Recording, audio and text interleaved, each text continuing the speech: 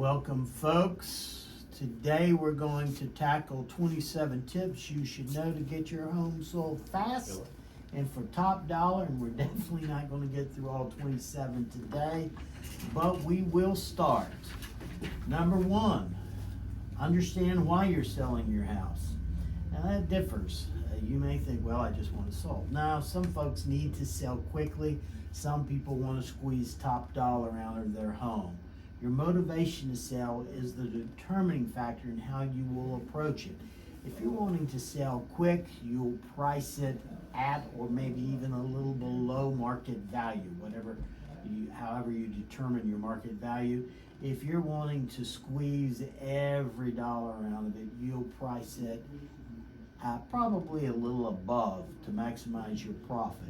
It just depends on why you're selling. Number two, keep the reasons you are selling to yourself. You want to, one, analyze, okay, here's why we're selling, but you want to keep that to yourself. At some point, especially if it's occupied, if it's a second home, you're fine. But if you live in the home and the buyer and the buyer's agent comes over, please do not get into discussions as to why you're needing to move, such as financial reasons, death in the family, whatever the reasons. Keep them to yourselves. Share nothing in regards to why. I really think it puts you in a very weak standpoint from negotiating. So never share.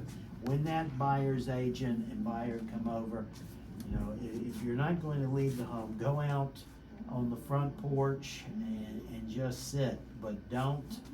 If they start asking, and I will tell you, there are some buyer's agents that are going to try and grill you. They'll try and get you. So I say, well, why are you selling? They'll try and be your best friend. They're not your best friend. Don't get into a conversation with them. If they start asking you questions, just say, those are all good questions. My agent is so-and-so. You should really ask them these questions. Get them out of your house if all they're doing is just grilling you. So number two, keep the reasons you're selling to yourself. Number three, before setting a price, do your homework. And this is principally if you're going to do or sell by owner. You need to do a lot of homework if you're going to sell it yourself. You want to look at similar homes that have sold in your area. Maybe you're in a subdivision or in your county or city.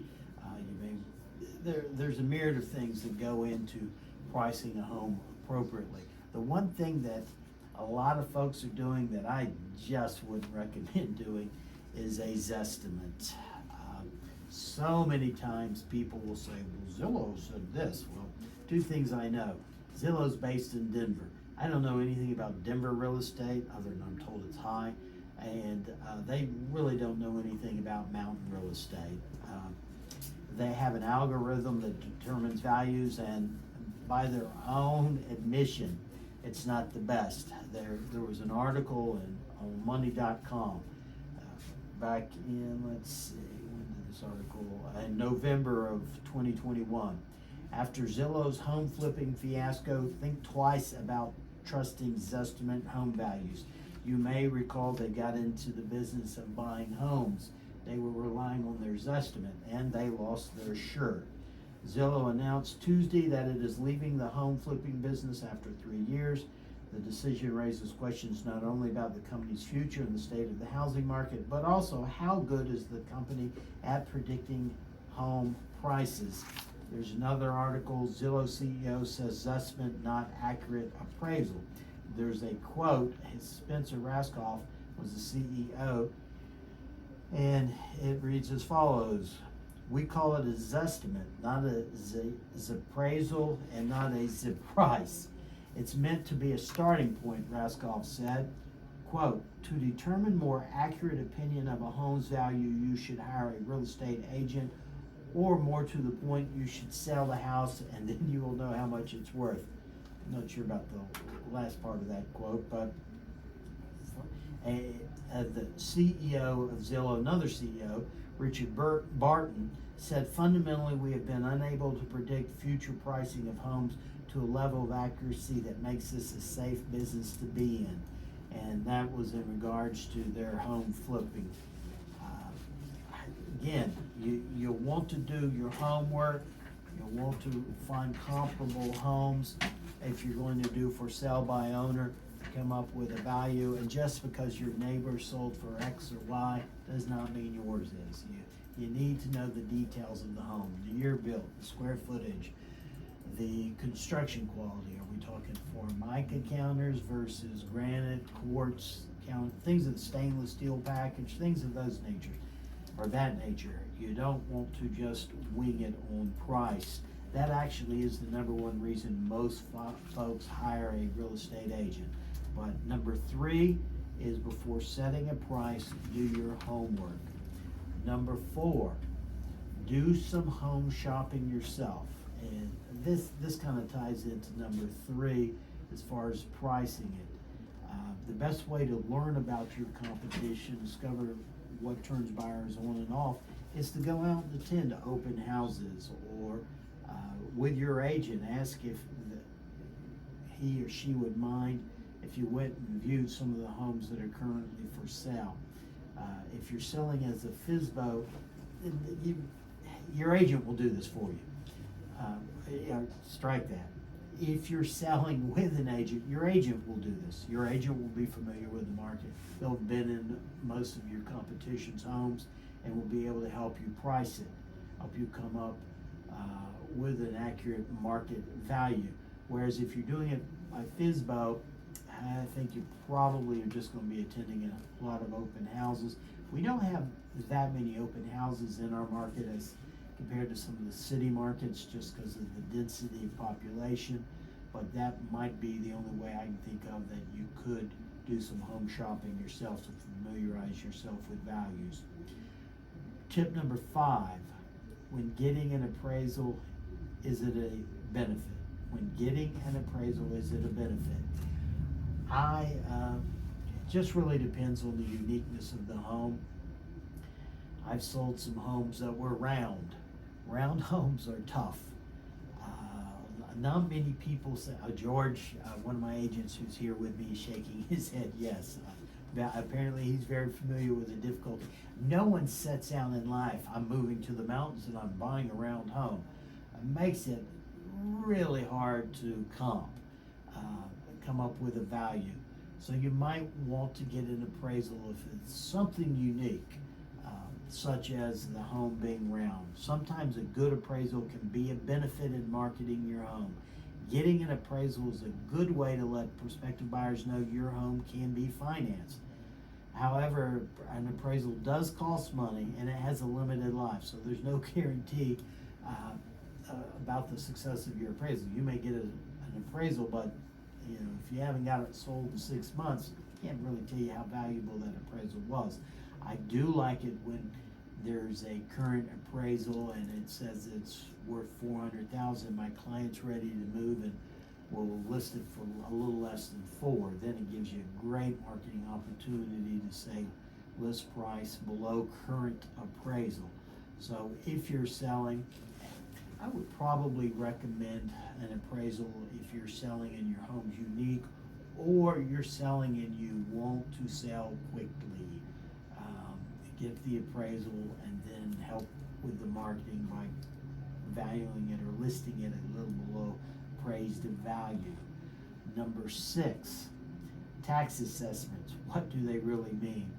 Do not rely on the tax value. Don't rely on your Zestimate. Don't rely on Zillow. Don't rely on the government to tell you what your home is worth. It varies from state to state. It varies from county to county. For example, in Clay County, they only assess home value every 8 years. That's the legal limit. And so every 8 years they come in and they do an assessment. Well, gracious, it can change from year to year.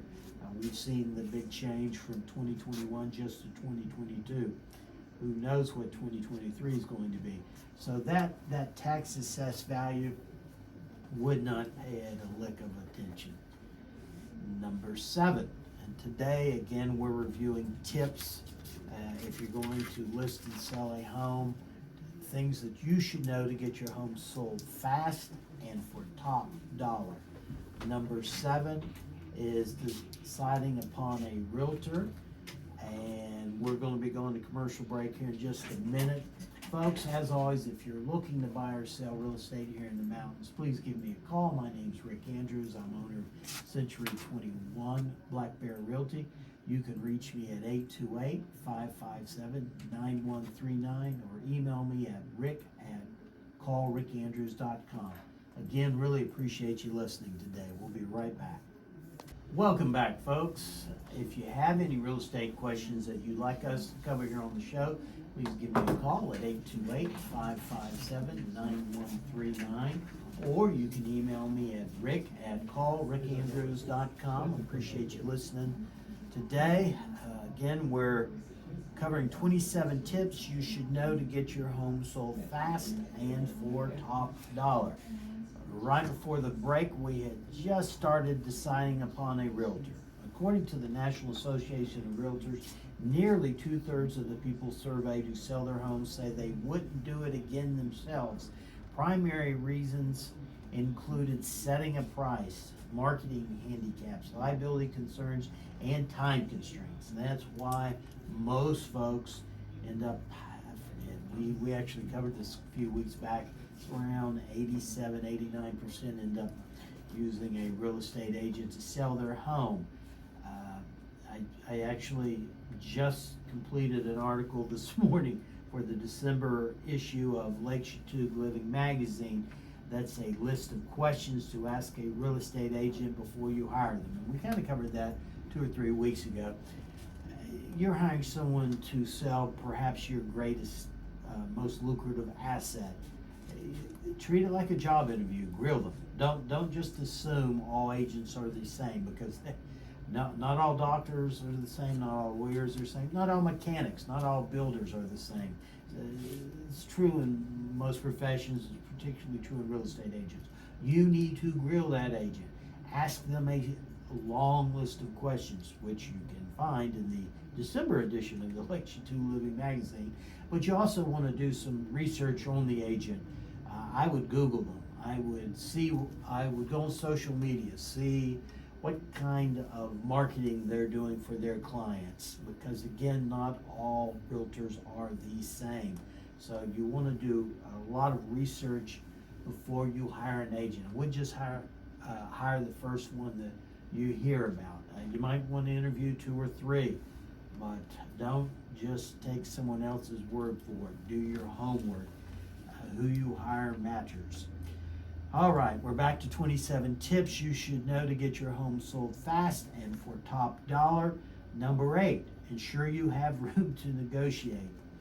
Before settling on your asking price, make sure you leave yourself room to bargain. For example, set your lowest or highest selling price, then check your priorities to know if you'll sell your price high to maximize your profit, or price closer to market value to sell it quickly. I can't tell you how many times I'm the second or third agent on a listing. Maybe another agent's had it and it expired, and then when I sit down and start running the numbers, the person is priced low or is priced with absolutely no room to negotiate. It's kind of hard to negotiate up, but it can be done, but it is not easy to do. So number 8, ensure you have room to negotiate in pricing it. Number 9, appearances do matter. Make them count. Appearance is critical. Prospective buyers react to what they see, hear, feel, and very important, smell, even though you may have priced your home to sell. If it has issues, it will be discounted. Make sure when you go to put your home on the market, you've got to put the buyer's eyes on. Take your seller's eyes off, put those buyer's sunglasses on, and stroll through the house. Pull up into the driveway. Is it nice? Is it smooth? Walk to the door. Then walk through the home like a buyer would. Do you see issues that might scare them and that you're used to living with them? What are their issues that if it was someone else's home, you'd go, I don't know about that. If so, make sure you get it fixed. Appearances do matter, make them count. Number 10, invite honest opinions of others. The biggest mistake you can make in selling your home is to rely solely on your own judgment. I recommend in 8, appearances do matter, putting on your buyer's glasses and going through, but that's really hard. There's always that sentimental value. Don't do that. Don't be shy about asking honest opinions of others.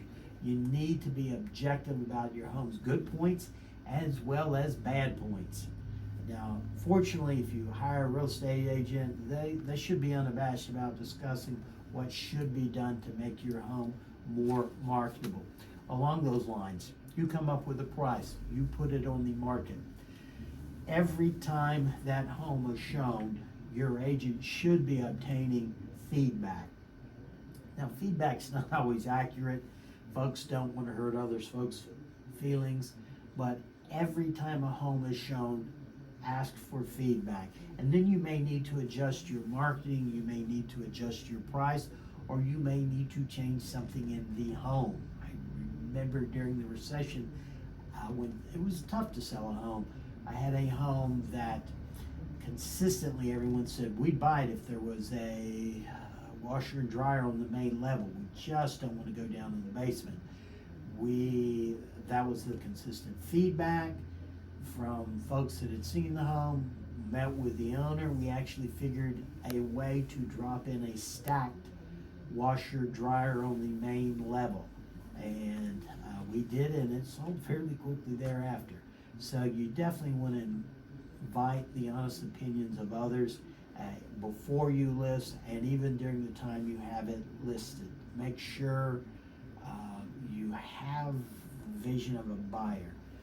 Another thing along those lines is being objective is dog and cat owners, get that odor out of the house. I had a house I sold this past year, right around $500,000, but we had to end up ripping all the carpet out and having new flooring put in, and I can't remember which restoration company we hired, but went in and did a very good job cleaning the house odor. So if you're a dog owner or cat owner, you may not notice it. The lady that had lived in the home, I just honestly don't think of a time she had noticed the cat odor. I have 2 English bulldogs. If you visited my home, I guarantee you would smell bulldog. If I was putting that home on the market, I'd open the windows and top to bottom I would get that bulldog smell out, because you just become accustomed to it. Yeah, they're family member, they're bad. You overlook it in time. Number 11, and this kind of ties into the last couple. Get it spick and span clean and fix everything, even if it seems insignificant. Selling a home is a competition. When you put your home on the market, it's the same as yet another can of peas on the market aisle at the grocery store. You want that labeling to stand out.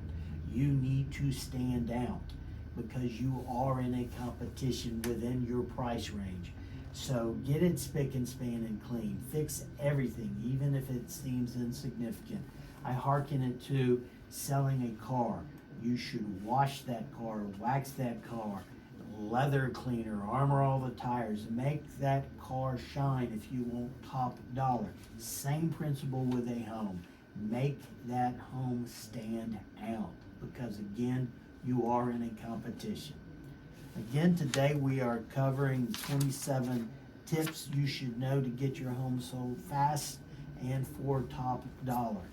Number 12, allow prospective buyers to visualize themselves in your home.